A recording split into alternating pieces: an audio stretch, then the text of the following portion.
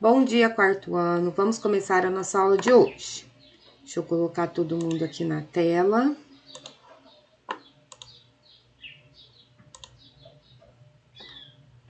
A aula de hoje começa na apostila de ciências, na página 133, que foi a página que a gente estava fazendo, né, na última aula, e aí tivemos um probleminha de percurso. Meninos, prestem atenção aqui. Naquela aula, eu expliquei para vocês sobre a metamorfose, que existe a metamorfose dos vertebrados e a metamorfose dos invertebrados. Na metamorfose dos vertebrados, não ocorre... O que é isso aqui? Não ocorre a fase da pulpa, que é o casulo. E na metamorfose dos invertebrados, o animal ele entra no casulo para passar pelo processo de metamorfose. E aqui ele pede, nessa linha, para que a gente escreva o desenvolvimento de cada um desses animais. Sobre o desenvolvimento, existem dois tipos de desenvolvimento, o direto e o indireto. O desenvolvimento direto é quando não tem metamorfose. E o desenvolvimento indireto é quando tem metamorfose. Nesses dois casos aqui, né? Nesses dois casos aqui, o desenvolvimento ele vai ser indireto. Por quê? Porque nós temos dois casos de metamorfose, ok? Então, os dois desenvolvimentos são indiretos. Então, vocês já podem escrever aqui, indireto. E aqui embaixo também, vocês vão escrever indireto. Então, os dois desenvolvimentos são indiretos porque eles passam pelo processo da metamorfose. Agora, existe uma diferença entre um e outro. No caso do sapo, é um desenvolvimento indireto sem pulpa. Sem pulpa quer dizer, sem o casulo. E no caso da borboleta, é um desenvolvimento indireto com pulpa. Com pulpa quer dizer com o casulo, certo? Cassiano, ó o barulho. Então, assim a gente finaliza esse exercício da página 133 e assim a gente relembra tudo que a tia Letícia explicou na aula passada sobre o desenvolvimento dos seres vivos, no caso os animais, né? Existe o desenvolvimento direto, que é o nosso desenvolvimento, e existe o desenvolvimento indireto, que é aquele desenvolvimento que acontece a metamorfose. E a metamorfose, ela acontece com pulpa, no caso da borboleta, e sem pulpa, no caso do sapo. Entendido? Eu vou salvar essa página aqui, na pasta do quarto ano, por caso alguém precise dela. E aí agora, depois que vocês copiarem, fizerem essa atividade... Oi? A minha câmera não tá querendo ativar. Aí nessa aula eu vou ficar com ela desligada. Tudo bem? Agora a gente vai para a página 134, que continua também com o exercício número 2. O exercício número 2 fala o seguinte: sobre a metamorfose nos organismos vertebrados e invertebrados, assinale a alternativa que for correta. Vocês têm aí as alternativas A, B, C, D e E. Vocês vão ler as 5 alternativas em 1 minuto e marcar a alternativa correta. Podem começar, tá?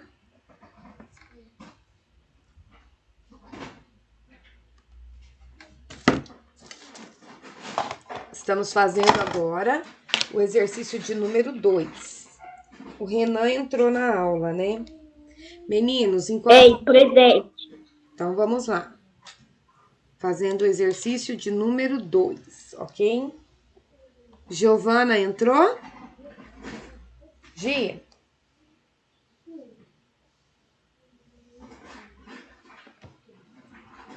Gi? Ok, já vi no chat.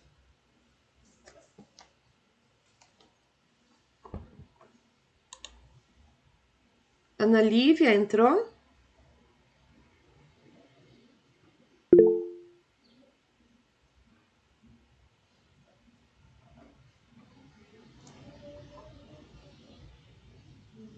Isadora, Isla.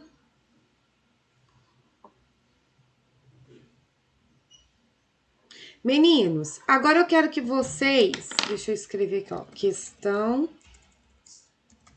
2. Quero que vocês digitem no chat para a tia Letícia a resposta que vocês marcaram na questão de número 2.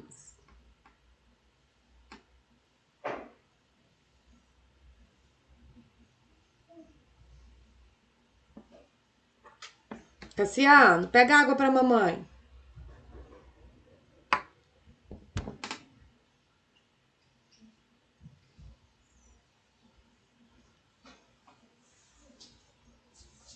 Aqui, a água.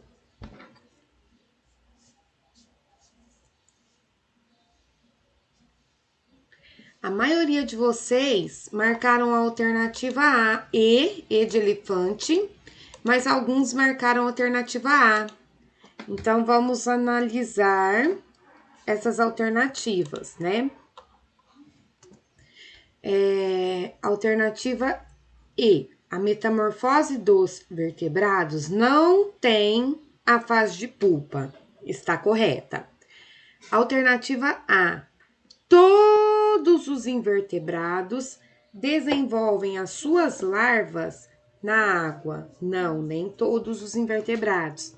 Existem vertebrados que não se desenvolvem na água. Então, a alternativa correta para o exercício de número 2 é a alternativa E de elefante.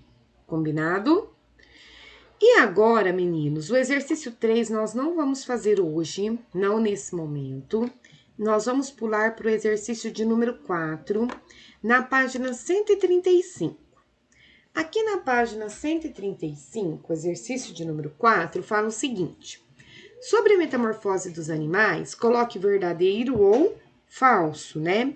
Então, eu vou ler a frase e assim que eu ler, vocês vão fazer verdadeiro ou falso.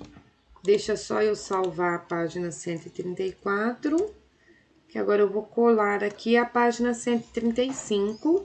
Nós vamos fazer o exercício 4. Alguém ativou o microfone? Pode falar. Vai ser igual da última aula, que se for falso a gente vai fazer assim, Isso. se for certo vai fazer assim? Sim, aham. Vamos lá. A metamorfose é o nome de um processo de transformação que ocorre em algumas espécies durante o ciclo de sua vida. Verdadeiro ou falso? Verdadeiro, muito bem. Tem aluno que não está se manifestando, está olhando para o lado, está fazendo outras coisas. Eu tô vendo todo mundo, hein? A metamorfose ocorre quando o ser vivo, ao nascer, é muito parecido com o adulto. Verdadeiro ou falso? Muito bem, falso, parabéns. Gente, tá um vento hoje, que a janela tá chacoalhando aqui. Continuando, a maioria dos vertebrados sofre metamorfose. A maioria dos vertebrados sofre metamorfose. Verdadeiro ou falso? Falso, muito bem. Em seguida, a metamorfose ocorre na maioria dos invertebrados. Verdadeiro ou falso? Muito bem, verdadeiro. Agora, as modificações observadas durante a metamorfose podem ser agrupadas em fases diferentes, em diferentes fases, verdadeiro ou falso? Dividiu, hein? É verdadeiro, são diferentes fases. A fase de larva, a fase de pupa, a fase adulta. Então, esse daqui é verdadeiro, combinado?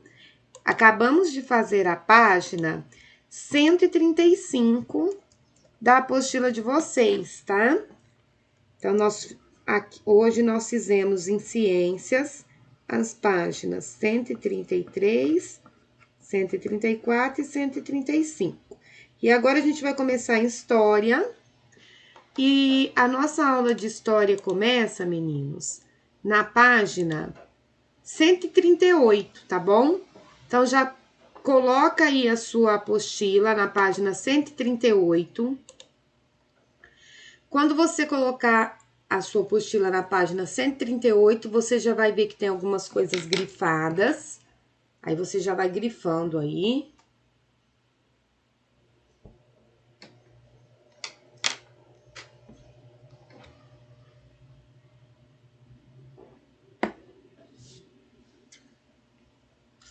Bom, nós vamos falar sobre imigrantes no grupo 8 de História.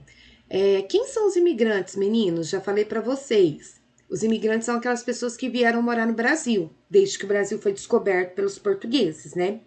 E lá no terceiro ano, a gente aprendeu que a cultura brasileira, ela é formada devido à mistura de vários povos. Por quê? Porque esses vários povos foram imigrantes que vieram para o Brasil.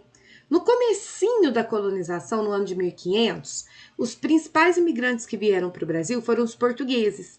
E conforme os portugueses foram explorando as riquezas do Brasil, os franceses e os holandeses também manifestaram interesse pelas terras brasileiras e aqui vieram alguns deles. Tanto que houve uma época na história do Brasil que a cidade de Recife, Olinda, que é a capital de Pernambuco, ela foi tomada de Portugal pelos holandeses. E vários holandeses se desenvolveram nessa região e desenvolveram a região também. Mas logo os portugueses conseguiram retomar essas terras. Então, de início vieram os portugueses e alguns franceses e holandeses. Depois disso, os portugueses eles começaram a plantar cana-de-açúcar no Brasil e eles precisavam de pessoas para trabalhar. E foi aí que eles começaram a trazer os africanos para o Brasil, para que eles pudessem trabalhar como escravos. Então, a imigração africana, a gente costuma dizer que ela foi uma imigração forçada, né? O africano ele não veio por vontade própria, ele foi obrigado pelos portugueses. Aqui na página 139, vocês vão grifar aqui, ó, bantus, nagôs, sudaneses, benguelas e alçás. Quando vocês grifarem isso daqui, eu vou explicar para vocês. O que acontece? A gente costuma, quando fala índios e africanos, a gente costuma imaginar que todo índio é igual e que todo africano é igual também. Mas não é verdade, gente. Os índios que viviam aqui no Brasil, eles eram pertencentes a grupos diferentes. E os africanos que vieram da África, eles também eram pertencentes a grupos diferentes. Então, eles falavam línguas diferentes, eles tinham costumes e culturas diversificadas. Então, quando falar africanos, não imaginem que todos os africanos eram um povo só, com as mesmas características, porque não eram. Assim como os índios brasileiros também não eram. Então, vocês grifaram aqui a página... Deixa eu fechar isso aqui. Vocês grifaram aqui bantus, nagôs, benguelas, sudaneses, eram tipos de grupos africanos que vieram para o Brasil. E muitos desses grupos aqui, meninos, eles eram inimigos, né? Eles travavam guerras entre eles. Bom, tudo isso que eu falei para vocês agora aconteceu durante o período colonial no Brasil, durante o período em que o Brasil ele pertencia a Portugal. Mas o grande auge da imigração brasileira aconteceu no século XX, que foi quando o Brasil começou a... Desculpa, meninos. Aconteceu no século XIX, que foi quando o Brasil já era independente de Portugal, mas a gente ainda não era uma república, Nós éramos uma monarquia, né? Nesse século, vários imigrantes vieram para o Brasil para trabalhar nas lavouras de café. E aí, dentre esses imigrantes, vieram, na página 140, vocês vão grifar, italianos, espanhóis, suíços, poloneses, eslavos, alemães, russos e japoneses. Todos vieram para o Brasil no século XIX. Os últimos a virem foram os japoneses, mas vieram em grandes números também. Grifaram? O principal objetivo da vinda desses imigrantes para o Brasil nessa época, porque foi nessa época que a princesa Isabel libertou os escravos. E se os escravos estavam libertos, se eles não eram mais escravos, precisava de mais gente para trabalhar, mais mão de obra.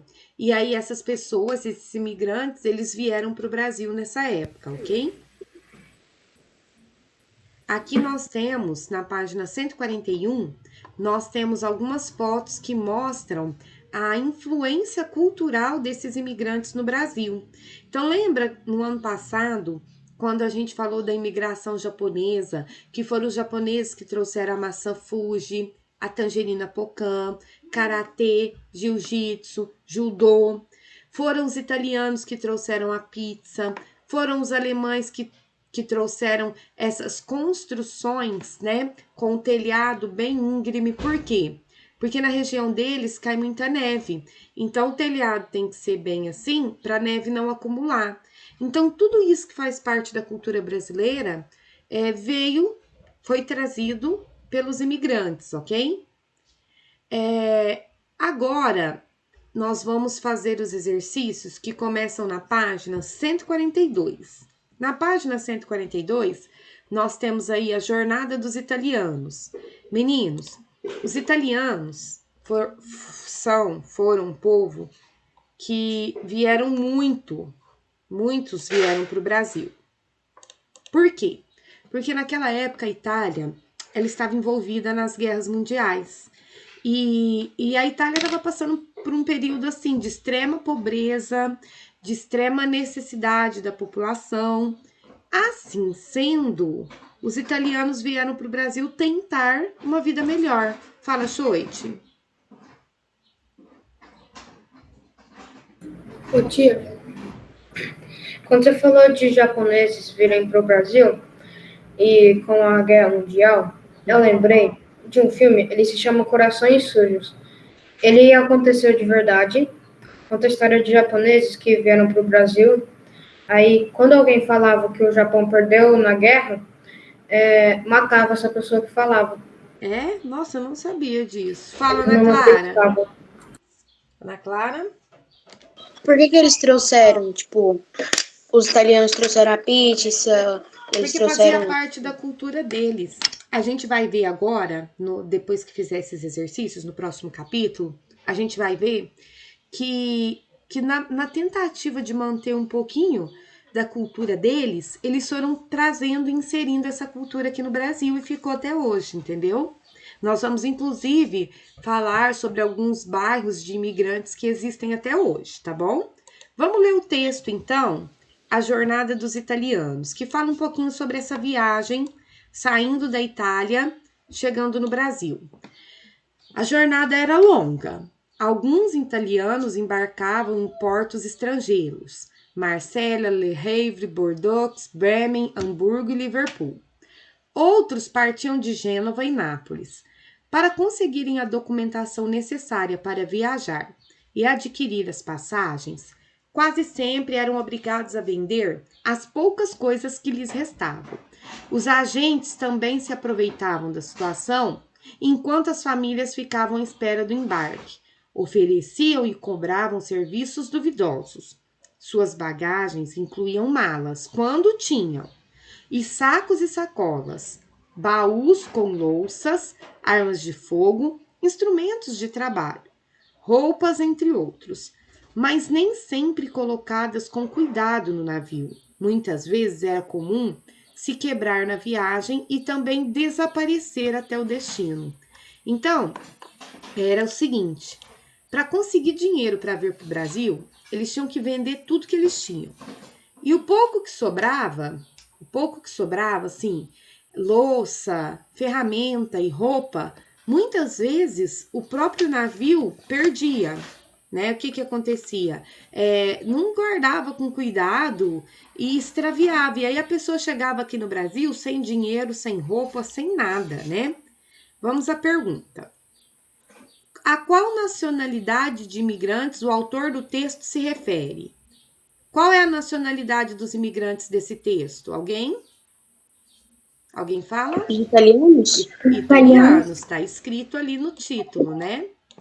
Então, italianos. Agora, item B de bola. Quais eram alguns, nós vamos colocar só 3, dos portos de partida dos imigrantes italianos que são citados no texto? Alguns portos: Marsella, Le Havre, Bordeaux, Bremen, Hamburgo, Liverpool, Gênova e Nápoles. Nós vamos colocar Liverpool, Gênova e Nápoles, ok? Então, vamos lá. Liverpool, Gênova e Nápoles, ok? Liverpool, um minutinho para vocês fazerem.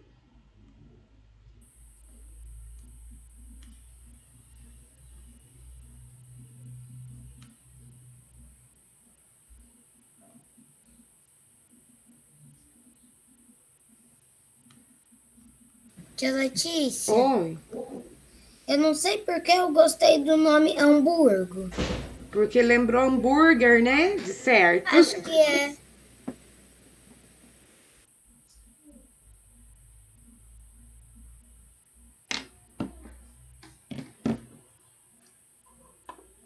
Acho que foi até legal os italianos trazerem a pizza pro Brasil, porque é gostosa.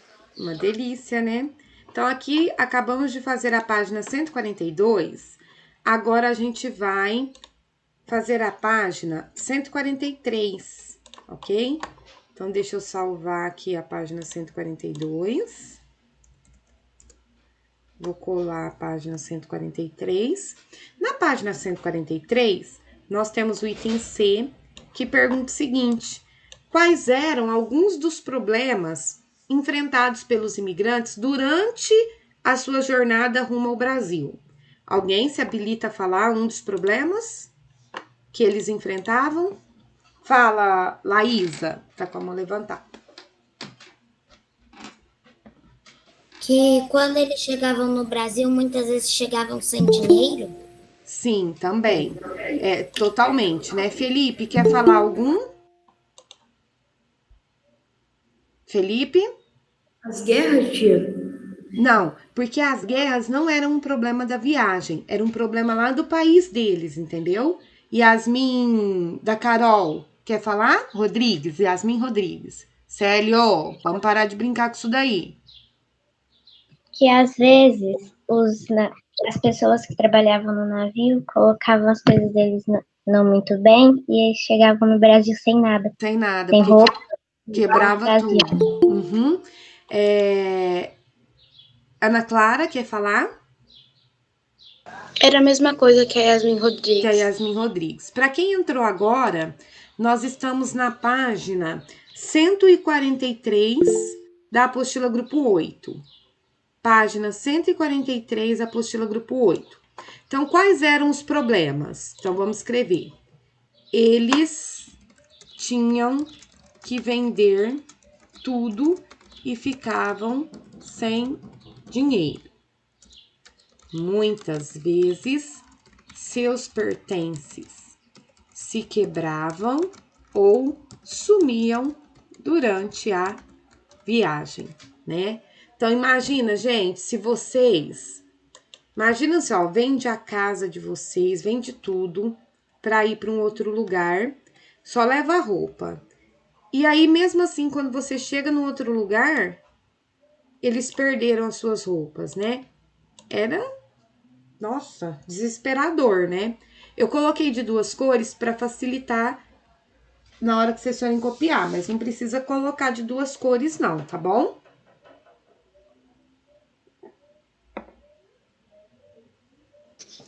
Ou tinha mais como? Se eles vendiam tudo e eles ficavam sem dinheiro, se tinha que pagar. Eles vendiam tudo e o dinheiro que eles tinham vendido, eles usavam para comprar a passagem, porque a passagem era muito cara, entendeu? Então eles ficavam sem dinheiro. Então imagina você vender a sua casa para conseguir só comprar a passagem para você e para sua família para ir embora. Já pensou nisso? Ia ser ficar muito caro, porque, aliás, é 3 pessoas. Uhum. Ô tia, Oi. o hambúrguer é tradição de que país? Oxoite, eu não sei. Mas eu acredito que se não for alemão, é americano, tá? Deixa eu pesquisar aqui. Eu acho que é americano, porque lá até de lanche eles Eles dão fazem pizza. até churrasco de hambúrguer, né? Aham, eu também acho. Ah, não, era de hambúrguer, desculpa.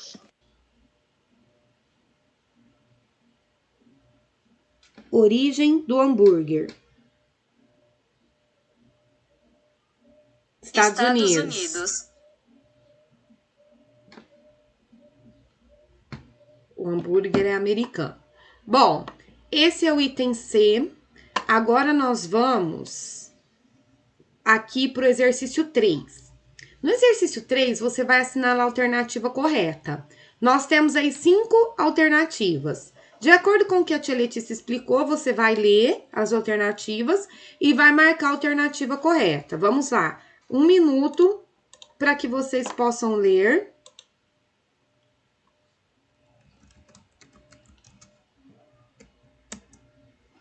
Tia, é a Oi. página 43? Sim, página 143, o exercício de número 3. É só para marcar por enquanto. Não E precisa o postar nada.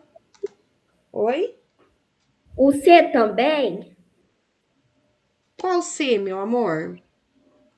Quais eram alguns problemas dos enfrentados pelos imigrantes Aqui, durante essa... a tia Letícia já fez, olha. Você não conseguiu copiar o item C, ô Renan? Eu não consegui porque o celular estava travando muito. Tia Letícia. Ô Renan, eu já mandei o item C para você no WhatsApp, depois Eu também você copia. preciso, tia. Não precisa, tia, eu sei copiar. Ó, vamos fazer o seguinte. Peraí, vamos organizar. Oi, João Pedro, pode falar. Eu posso ir no banheiro? Tô apertado. Vai, pode ir. Quem precisar, quem ficou atrasado e não conseguiu copiar, depois no final da aula a gente sempre organiza isso, não organiza? Então não vamos interromper a aula para falar sobre isso, tá bom?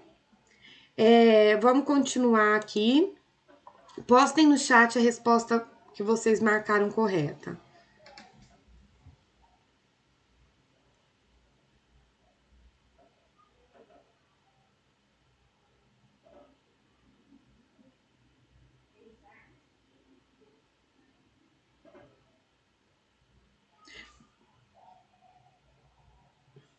A maioria está marcando a resposta D. D de dado. Muitos dos imigrantes vieram para o Brasil para trabalhar nas lavouras de café. Muito bem, a alternativa correta é a alternativa D de dado. Então, vamos riscar aqui de vermelho. Alternativa D de dado, certo? Acabamos de fazer o exercício 3 da página 143. Agora a gente vai para a página 144. Aqui na página 144, deixa eu salvar a página 143. Aqui na página 144, nós temos o exercício de número 4. Quais foram algumas das nacionalidades dos imigrantes que vieram para o Brasil a partir do século XIX. Então, a partir do século XIX, quem foi que veio para o Brasil? Quem quer falar? A partir do século XIX, quais foram os imigrantes que vieram para o Brasil? Ninguém vai querer falar? Fala, Choite. Holandeses. Holandeses. Não, os holandeses, eles vieram no comecinho, antes do século XIX. Fala, Felipe. Portugueses? Portugueses também vieram no comecinho, né? Antes do século XIX. Quem mais quer falar? Fala, Renan. Renan? Japoneses? Peraí, o Renan, gente. Fala, Renan. Japoneses? Japoneses. Fala, Helena Ortigoso. Italianos? Italianos. Então, japoneses e italianos. Fala, Júlia. Júlia. Alemães? Alemães. Fala, Ana Clara. Os russos? Russos, poloneses, sim. Meninos, a maior... Fala, Choite. Isabela, suíços. Suíços não, tinha suíços lá? Acho que suíços não, Isabela. Peraí, Choite. Sim, tinha. Não, fala, Choite, o que você ia falar? Franceses. Franceses vieram antes do século XIX, tá bom? A resposta desse exercício tá aqui, ó.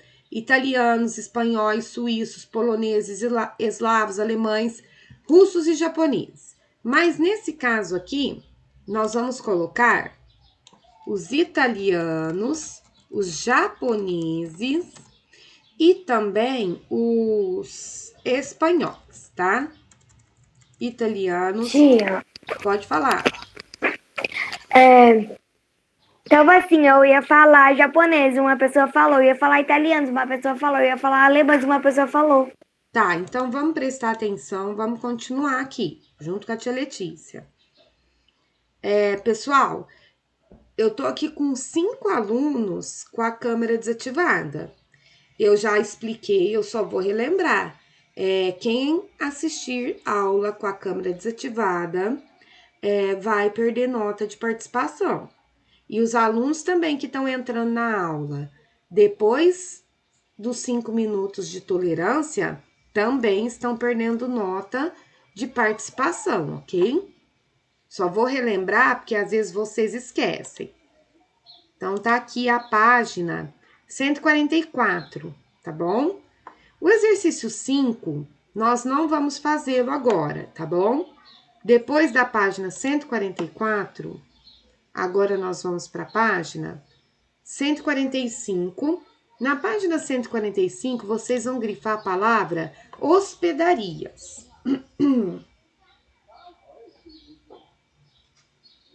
Pode voltar na outra página? Volto. Gente, ó, eu até vou voltar, mas vocês estão muito devagar para copiar. São 3 palavras, vamos agilizar. Ó, italianos, japoneses e espanhóis. Agora, página 145, grifem a palavra hospedarias e aqui embaixo vocês vão grifar varíola, cólera e tuberculose. Vocês vão grifar esses 2 termos que eu já vou começar a explicar para vocês, ok? Tia Letícia. Oi. Posso falar um negócio? Pode falar. Meu bisavô, ele já morreu. Ele era italiano. Era italiano? Quem tá falando? É o Arthur? Salomão? Hã? O Felipe. Felipe, é verdade. Seu nome é Felipe Francesco, não é? Isso. Gente, aqui na página 145, nós vamos falar sobre as hospedarias. O que eram as hospedarias? Naquela época, no século XIX, o mundo, ele não estava vivendo uma pandemia como a do coronavírus, mas ele vivia epidemias de varíola, cólera e tuberculose. E nesses navios as pessoas elas vinham muito aglomeradas, né? E poderia acontecer o contágio de uma pessoa com a outra por essas doenças. Então, quando esses imigrantes chegavam aqui no Brasil, assim que eles chegavam, todos eles eram encaminhados para as hospedarias. O que eram essas hospedarias? Eram hotéis onde eles tinham que ficar no mínimo 2 dias e ali eles tomavam banho, trocavam de roupa para evitar esse contágio, para evitar a disseminação dessas doenças. Aqui na página 146, vocês vão grifar Hospedaria dos Imigrantes, Museu da Imigração, Hospedaria Ilha das Flores e Oficialmente. O que essa página aqui está explicando para a gente? A maior hospedaria que teve no Brasil foi a Hospedaria dos Imigrantes, que fica na cidade de São Paulo. E hoje essa hospedaria, ela ainda existe, ela foi tombada como patrimônio histórico do Brasil e ela se transformou no Museu da Imigração. Então, quem for para São Paulo e quiser visitar esse local, você consegue saber como era uma hospedaria. A Hospedaria dos Imigrantes, ela era muito completa. Ela tinha alojamento, ela tinha enfermaria, ela tinha laboratório para analisar, para fazer exame de sangue, ela tinha correio, ela tinha posto policial, ela tinha lavanderia para lavar as roupas, ela tinha refeitório, tinha cozinha, tinha tudo para abrigar esses imigrantes até eles conseguirem um trabalho. E nessas hospedarias, meninos, eles ficavam abrigados, recebiam alimentação e ali mesmo eles já tinham uma lista das fazendas que tinha trabalho, que oferecia trabalho e encaminhava esses imigrantes para as fazendas. A Hospedaria dos Imigrantes foi a maior que existiu no Brasil, mas a primeira hospedaria criada no Brasil oficialmente pelo governo de Dom Pedro foi a Hospedaria Ilha das Flores, que fica no Rio de Janeiro, numa ilha que chama Ilha das Flores, ok? Agora, na página 147, eu quero que vocês grifem livros de matrícula e esses registros são considerados fontes históricas. Vocês vão grifar esses 2 termos aqui para a tia Letícia. Livros de matrícula e esses registros são considerados fontes históricas. Veja bem, meninos, toda e qualquer pessoa que chegou no Brasil nessa época como imigrante teve o seu nome registrado no livro de matrícula. Não só o nome, quem veio junto, né, todos da família, o que trouxeram de bagagem, tudo anotado nesses livros. E devido à importância dessas anotações, esses livros eles foram considerados fontes históricas do Brasil e eles estão guardados e muito bem conservados nos museus brasileiros. E existem sites da internet em que você pode acessar esses livros para saber, por exemplo, a origem dos seus antepassados, entendeu? Então, se às vezes, que nem no caso do Felipe, você disse que seu avô era italiano e veio para o Brasil. Se você entrar no site do Museu da Imigração e procurar esses registros nesses livros, provavelmente você vai achar o nome do seu avô lá. Não só do seu avô, de toda e qualquer pessoa que chegou no Brasil no século XIX, ok? E aí agora, nós vamos continuar na página 148. Aqui na página 148, vocês vão grifar colônias, capelas, armazéns. Pequeno espaço de terra. Então, vamos lá. Grifem colônias, capelas, armazéns, pequeno espaço de terra e acesso à educação, certo? Vamos grifar isso daí. Agora eu vou explicar isso para vocês. Quando os imigrantes chegavam aqui no Brasil, eles tinham 2 caminhos para seguir, ou viver no campo ou viver na cidade.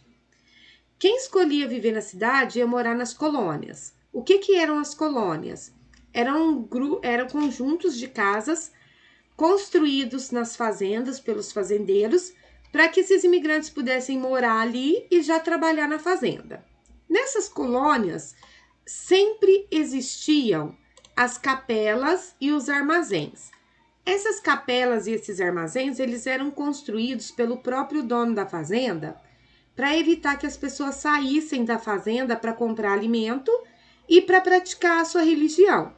Acontece que o dono da fazenda, ele cobrava muito caro pelos alimentos que ele vendia nesses armazéns.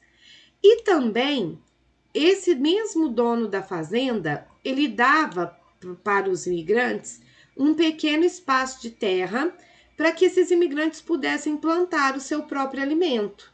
Mas o dono da fazenda, ele cobrava dessa produção, né?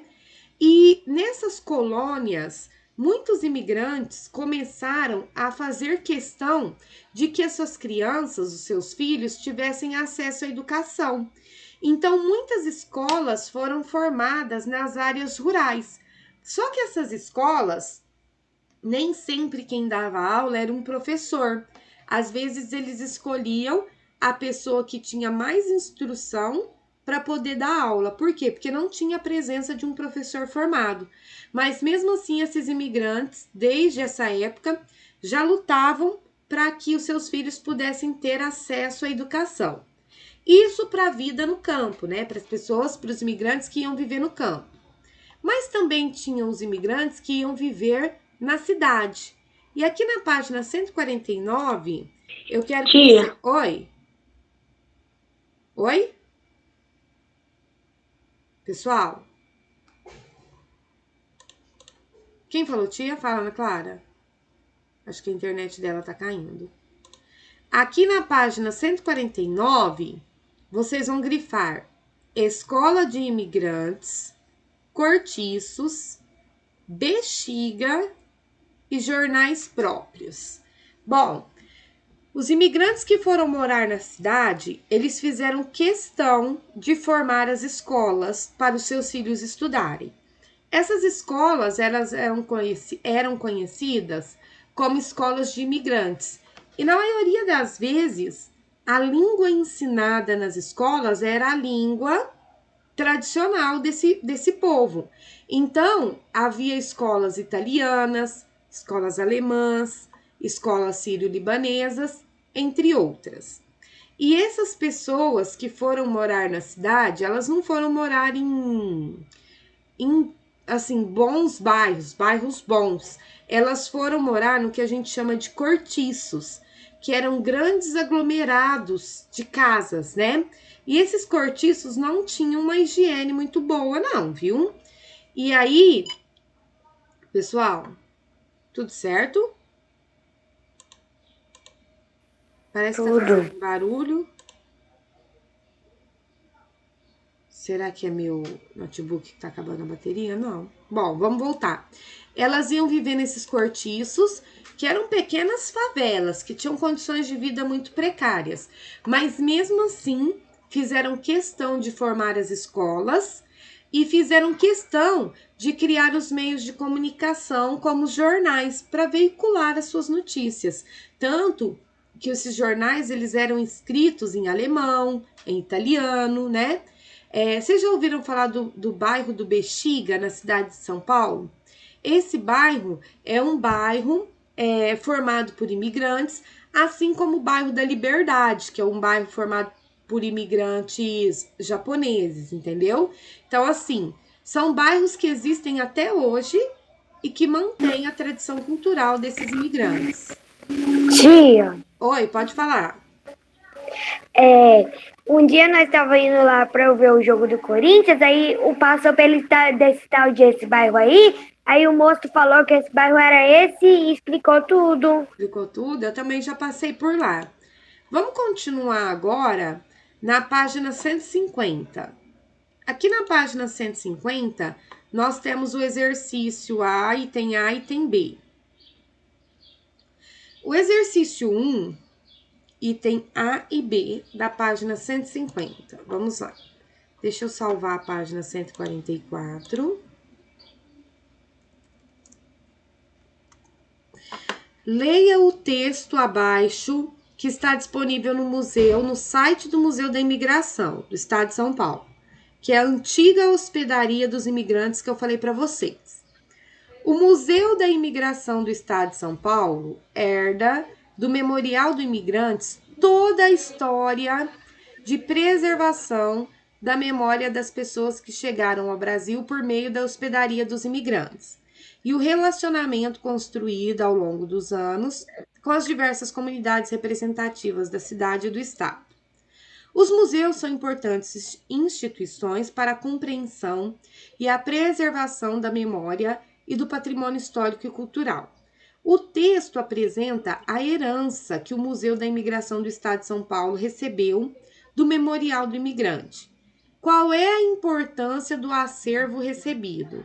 Qual que é a importância desse museu e de tudo que ele guarda? Saber de qual história? Alguém poderia dizer?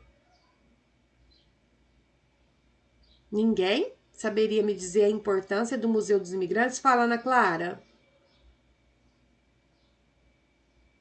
Ana Clara, quer falar? Pode falar. Pode deixar outros falarem, tia. Choite, pode falar. Para saber sobre a cultura de outros países, de outras pessoas. Mas de todos os outros países, fala, Júlia, completa o que o Choite falou. Davi, presta atenção. Para não perder todas as histórias que os povos têm. Você falou assim, para não perder todas as histórias que os povos têm. Mas quem são esses povos, Choite? Os italianos, franceses, russos, japoneses. E os italianos, franceses, russos e japoneses formam quem? Qual tipo de povo? Imigração. Os imigrantes, né? Então, vamos lá. Por que esses museus são importantes? Por que esse acervo é importante? Para preservar a história da imigração no Brasil. Então, essa é a resposta. Para preservar a história da imigração no Brasil. Essa é a pergunta, essa é a resposta. Para preservar a história da imigração no Brasil. Para preservar a história da imigração no Brasil. Em seguida, o item B de bola fala o seguinte: qual era a função das hospedarias no período da imigração no Brasil? Quem saberia me dizer qual que era a função das hospedarias? Para que elas serviam? Fale, Yasmin Rodrigues. Abrigar os imigrantes até que eles achassem um lugar para eles morar, um emprego. Exatamente, isso. Então, a função das hospedarias era abrigar os imigrantes e encaminhá-los para os locais aonde existia trabalho, né? Então, além de abrigar os imigrantes, encontravam um trabalho para eles, né? Tá aí. Hoje a nossa aula vai parar nessa página, né? Que é a página 150. Se não tivesse dado problema na aula passada, a gente já acabava tudo hoje de história, né? Mas, paciência.